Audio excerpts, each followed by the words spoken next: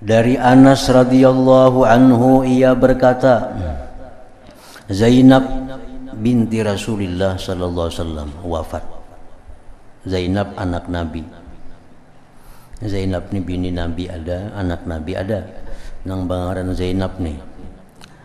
Zainab binti Rasulullah sallallahu alaihi wasallam wafat. Dan ia adalah seorang perempuan yang sering sakit. Maka Rasulullah SAW mengikuti jenazahnya. Maka keadaan beliau tidak menyenangkan kami. Ketika kami sampai di kubur, maka beliau memasukinya dengan pucat wajah beliau. Lalu ketika beliau keluar, maka cemerlanglah wajah beliau. Maka kami bertanya, wahai Rasulullah SAW, kami melihat dari engkau suatu perkara. Waktu engkau masuk kubur, kami lihat engkau pucat. Begitu keluar dari kubur, kami lihat engkau gembira. Maka dari apakah demikian itu?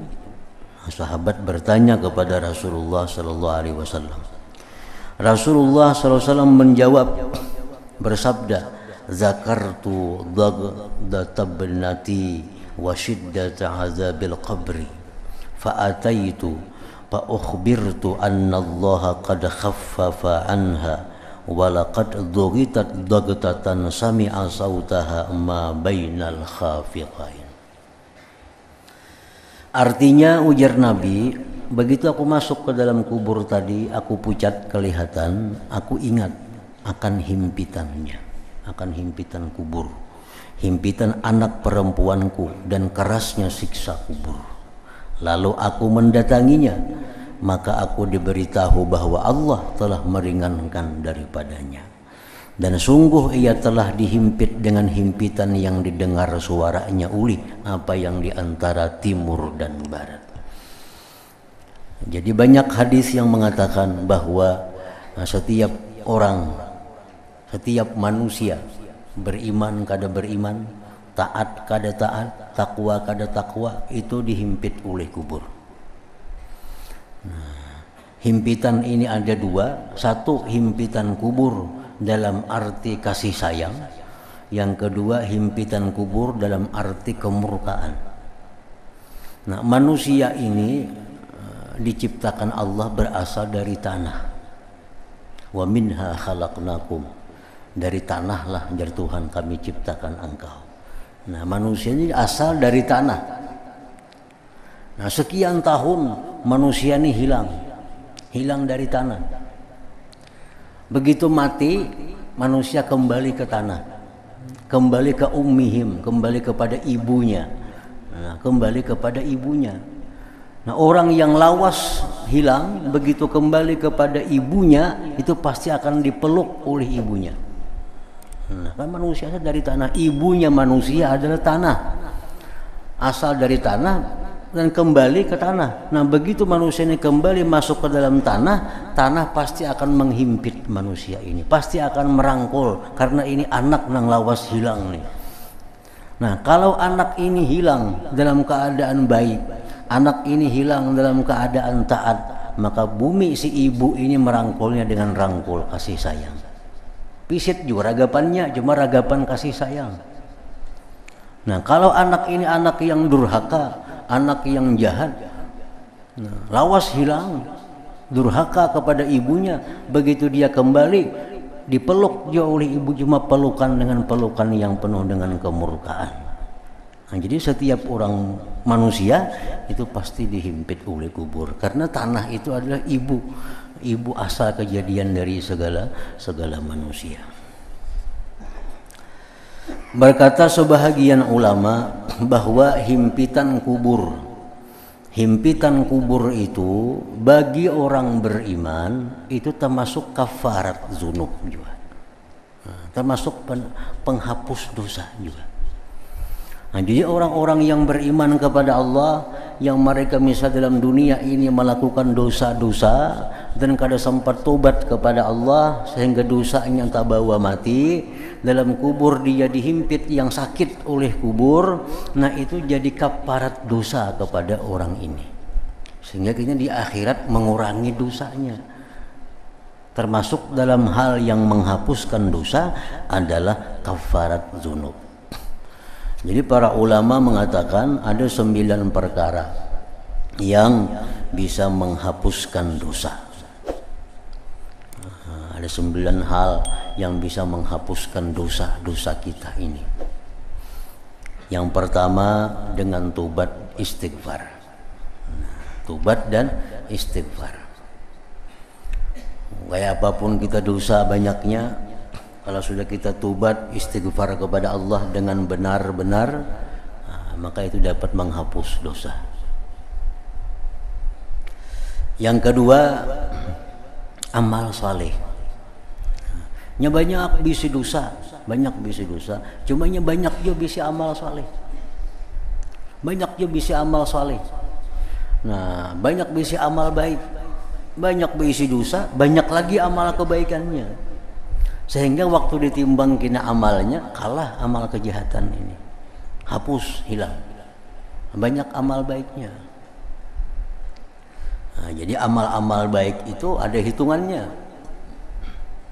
Kalau dihitung di akhirat kena banyak yang baik daripada yang jahat, maka yang jahat akan hancur, akan binasa dapatnya amal kebaikan itu.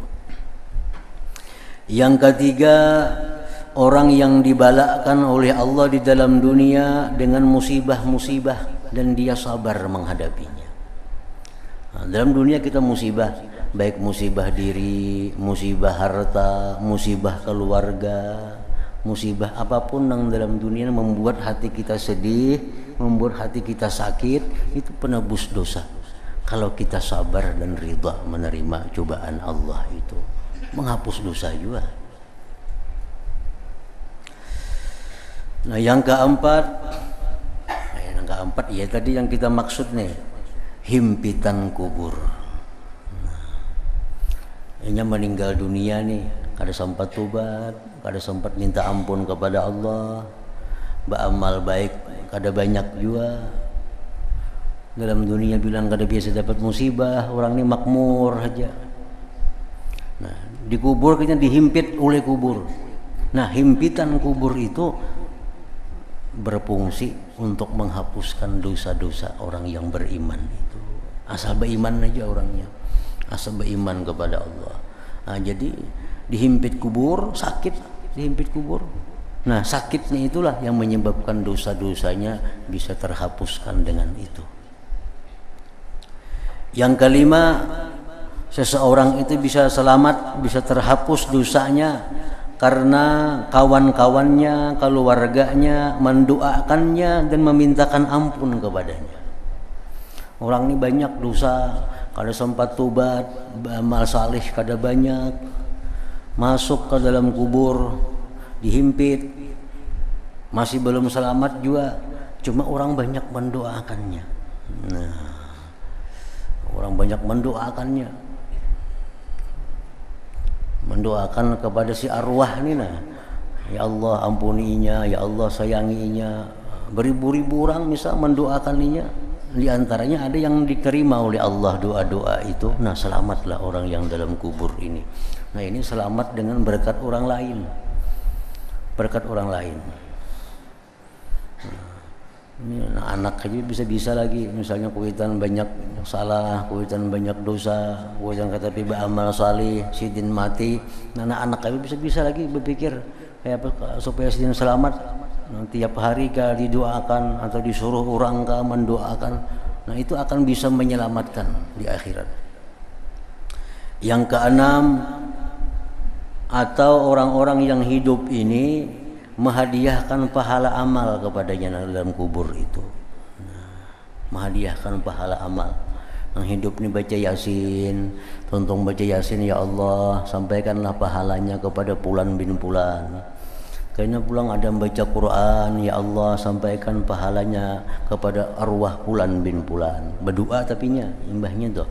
Nah, akhirnya bersedekah, ya Allah jadikanlah pahala sedekah itu untuk Fulan bin Fulan. Kebanyakan yang mengirimi ini akhirnya selamat juga yang di dalam kubur itu.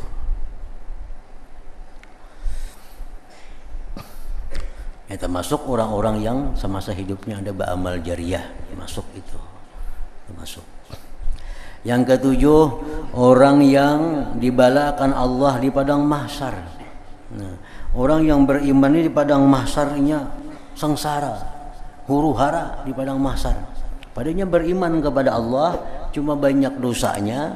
Beriman cuma banyak dosa, kada sempat tobat, kada sempat banyak beramal saleh. Orang mengirimi lawaninya kada ada, anaknya kada tahu-tahu lagi. Nah, sehingga di akhirat orang ini mendapat kesusahan huru-hara di padang mahsyar. Nah, huru-hara padang mahsyar itu pun kayaknya akan berguna mengurangi dosa kita di timbangan amal itu. Yang kedelapan, orang yang dapat syafaat Nabi. Nah, orang ini orang jahatnya bagaimana? Cuma banyak dosanya. Banyak. Tapi kayaknya di akhiratnya dapat syafaat Nabi, ya selamat dah. Nah, yang kesembilan, atau dia dapat rahmat khusus dari Allah Subhanahu wa taala. Padahalnya banyak banget dosanya, banyak banget kesalahannya. Cuma begitu di akhiratnya dapat rahmat dari Allah, maka selamatlah dia. Nah, jadi ada 9 macam perkara itu yang bisa menyelamatkan seseorang yang di masa hidupnya banyak berbuat maksiat dan dosa kepada Allah Subhanahu wa taala.